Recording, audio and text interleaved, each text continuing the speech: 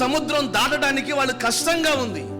వెనకమాల వస్తున్న ఐగుప్తులను చూసి వారు భయపడుతున్నారు. వీళ్ళు దాటలేరు అని అనుకుంటున్నారు. ఇక్కడ మంది ఈరోజు ఇక్కడ అడుగు పెట్టిన వారు కూడా చాలా మంది జీవిత పరిస్థితులు అలాగే ఉన్నాయి. మేము దాటలేము అనుకుంటూ వచ్చారు. నా దేవునికి ఆలోచన ఎరుగు.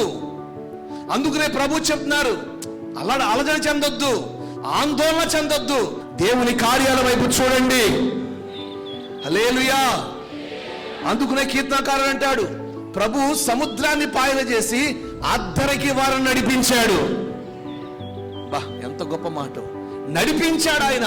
నడవలేము, దారి లేదు అనుకున్న దాంట్లో కూడా దారి తెరిచి వారి కొరకు అందులో ప్రభు నడిపించాడు. ఈరోజు మీ కొరకు దారి తెరవడా?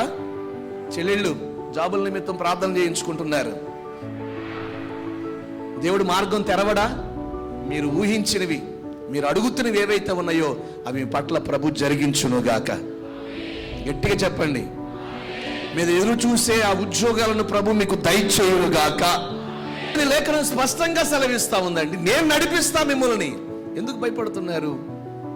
సమభూమి గల ప్రదేశంలో నెమ్మదిగా నీళ్లు ఏకరాశిగా నిలిచాయంట. సముద్రపు నీళ్లు ఏమండి గోడలాగా ఇటు ఇటు ఆ మధ్యలో నడుస్తున్నారు. పెద్ద పెద్ద చేపలు, చాలా లోతు. ఒకవేళ ఈ చేప వచ్చి మింగుతుందేమో, లేకపోతే ఇది వచ్చి మీద పడుతుందేమో భయం లేదు వాళ్ళకి. ఎందుకంటే వాళ్ళని నడిపిస్తున్నది ఎవరో వారికి తెలుసు. ఆమేన్. శత్రువు చేతిలోంచి విడిపించాడు.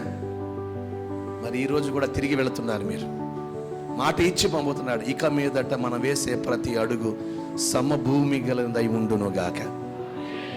ఆ రోజు మన పితరులైన ఇశ్రాయేల్ వారిని ఎర్ర సముద్రమును పాయన చేసి నడిపించిన వాడు ఈ రోజు మన ముందన్న వాటిని పాయన చేసి మనల్ని నడిపించాడా?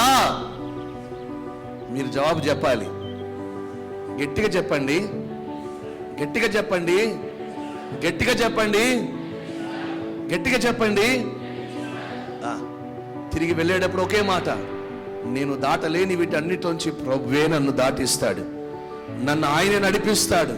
ఎక్కడికి తెలుసా? నెమ్మది కలిగిన చోట్లకు.